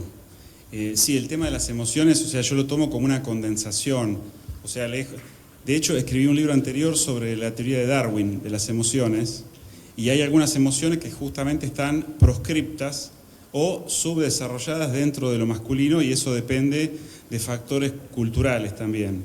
Me parece muy importante que una reflexión que sea política y que tome como eje de la reflexión el tema de la división sexual, del trabajo, del poder, porque todavía tomamos de manera estigmatizante varón y mujer como si cada persona no se socializara.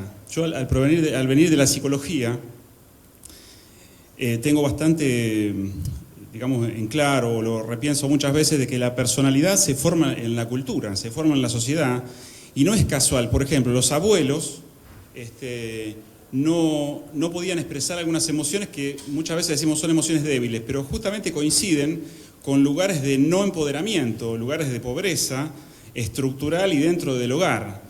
Es más, hay situaciones, hay microexpresiones. Yo, por ejemplo, ahora me siento relativamente incómodo hablando porque yo estoy transgrediendo para lo cual estoy formado como hombre. Yo estoy hablando sobre un libro de la ternura, por ejemplo.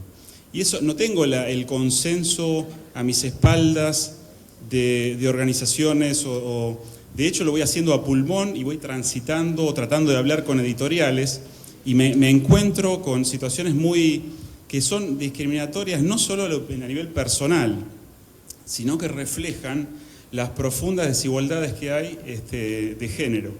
Así que bueno, con respecto a eso, el tema de las emociones yo lo tomé como un eje disparador, pero siempre tengo en cuenta que cada una de las emociones expresa situaciones que son culturales, económicas y por supuesto políticas. Eso es el punto desde el cual yo intento escribir. Gracias. No, una cosa, para ir cerrando y no se disgregue todos, podamos cerrar. Lo que decía Esteban sobre la vergüenza de género, contar algo que para mí que fue una linda experiencia, que con Rafael Blanco, un colega, escribimos en el libro que compila Lucho Fabri, La masculinidad incomodada, un artículo corto sobre las reacciones de los varones ante el feminismo, y ahí escribimos a 4 manos porque la introducción y las conclusiones las escribimos juntas, pero quisimos firmar una parte del artículo cada una por separado, porque era como el rol que había tenido la vergüenza en la socialización de un varón gay en la adolescencia y la vergüenza que tenía hoy para un varón hetero impactado por el feminismo. Y nos pareció interesante porque ahí Rafa Blanco dice algo que es muy genial, que a muchos varones gays les fue implantada la vergüenza por la forma de masculinidad que encarnaban, ¿no? Y él contaba de cómo lo hacían sentir vergüenza por cómo era como varón en la adolescencia, y lo que fue veneno en un momento ahora es antídoto en los procesos de deconstrucción de los varones heterosexuales impactados por el feminismo. Y yo ahí la verdad que reivindico mucho la vergüenza como efectivamente una sensación que puede motorizar si uno no toma el atajo de la autoindulgencia, puede motorizar un cambio, ¿no? Sentir vergüenza por lo que uno hizo o por lo que uno hace cuando tiene conciencia de que está encarnando esa masculinidad y que eso sea un motor de transformación, a mí me parece algo reivindicable, es decir, no algo a temer, es algo, me parece, a promover incluso colectivamente, ¿no? Digo, a veces yo vuelvo sobre escenas del pasado, pero a veces sobre el pasado que es ayer, digo, y a veces también lo hago colectivamente con amigos y varones. Y eso me parece que está bueno, porque si no es creer que estamos condenados, digamos, a una reproducción al infinito de la forma de ser varones que en un momento se cristalizó. Y a mí me parece que eso está bueno. Y me parece que también está bueno, volviendo a lo de la tensión y el conflicto, digo, para pensarlo en un espacio más institucional, está bueno también generar, y que los varones nos banquemos, situaciones de incomodidad sobre cuando traemos a toda la luz nuestra performance de género como varones, ¿no? O sea, a mí cada tanto alguna compañera, alguna pareja me dice, pero qué chaboncito que sos, ¿eh? O sea, digo, como, otra vez con esto, con esta pavadita, o sea, claro, digo, de vuelta con esto que ya lo hablamos 1000 veces, que ya lo discutimos, que ya tuvimos una sensibilización, que ya diste una sensibilización sobre este tema, y me parece que está bueno eso, porque también es reconocer la provisoriedad de los cambios y el carácter intersticial que tiene el patriarcado en nuestra forma de encarnar la masculinidad. No creer que la tenemos súper clara, pero sí creer que hay un horizonte para ir avanzando, ¿no? Me parece que el camino, y esa es un poco la discusión con el giro emocionalista, que por ejemplo se encarna con el tema ahora de los discursos sobre las nuevas paternidades, que uno ve que está lleno de notas de color y pareciera que los varones que nos dedicamos un poquito más, o que por lo menos lo publicamos más en las redes sociales, a la crianza de nuestros hijos, venimos a echar por tierra la distribución inequitativa de las tareas de cuidado. Digo, la otra discusión es esa, cómo se distribuye el uso del tiempo en las tareas de cuidado, ¿no? A mí cuando me vienen con el discurso, no, bueno, que yo conecto un montón con la emoción de mi hijo, bueno, ¿cuántas horas a la semana lo cuidás? ¿A qué actividades lo llevás? ¿De qué tareas te ocupás? Digo, me viene como un materialismo puro y duro ahí, ¿no? Pues si no, es medio etérea, esos discursos revisten la permanencia de algunas desigualdades. Bueno, yo creo que... Yo tengo una preguntita. Sí. En los talleres que abordás se toca obviamente el tema de la heterosexualidad, digo, porque para mí anunciarse heterosexual, no sé desde qué lado, desde decir tengo prácticas sexoafectivas con el sexo opuesto o estoy inscripta en el sistema violento heterosexual, ¿no? Porque digo, en esta construcción de la masculinidad va a la par de la heteronorma, y la heteronorma es un sistema violento, digo, ¿se aborda en los talleres que das? Sí, total. En líneas generales, en lo Micaela, o sea, trabajamos sobre la presunción de heterosexualidad, y con la presunción de heterosexualidad suele ser una forma de entrada más amigable, porque ya lo ven reflejado en situaciones cotidianas, para hablar de la heteronormatividad, ¿no? Porque cuando empezás a decir, llega una compañera nueva y le decís, tengo un primo, y entonces al principio todos se ríen, jajaja, y cuando le empezás a hablar ya de la heteronormatividad y cómo funciona el carácter coercitivo, ya no se ríen tanto, pero pescaron un poco el tema. Entonces sí, hablamos de eso, también, digamos, de la presunción, digamos, de la cisnormatividad, o sea, en general, por lo menos la estrategia es primero enganchar con algún tema donde vean una situación más cotidiana, que haya de alguna manera alguna baja de las resistencias iniciales, y después seguir trayendo de la manera más entendible posible todo el repertorio de conceptos que uno ya venía trabajando con otros públicos. Para mí también en eso hay que trabajar por eso decía lo de la interseccionalidad, con qué varones, porque si son... Siempre me dicen, no, pero ¿cuál es el peor público? El peor público son los varones de mediana edad progresistas, porque son los que se creen que se las saben todas. Si vos tenés un delegado ferroviario de 60 años que le estalló la granada del feminismo por una hija adolescente en la casa, es un tipo mucho más proclive a cambiar que el abogado de derechos humanos, súper copado, que votó al FIT en primera vuelta y ahora votará a Massa con un poco de culpa. Ese grupo, yo a veces hablamos con Lucho y eso, te querés matar, porque la gente que se la sabe todas las respuestas, entonces ya se adelanta, vos le decís, sí, ya sé lo que vas a decir, y te dice, y hablan. Entonces, bueno, no, prefiero trabajar, la verdad, prefiero laburar con delegados ferroviarios, si me das a elegir. Bueno, Dani, gracias.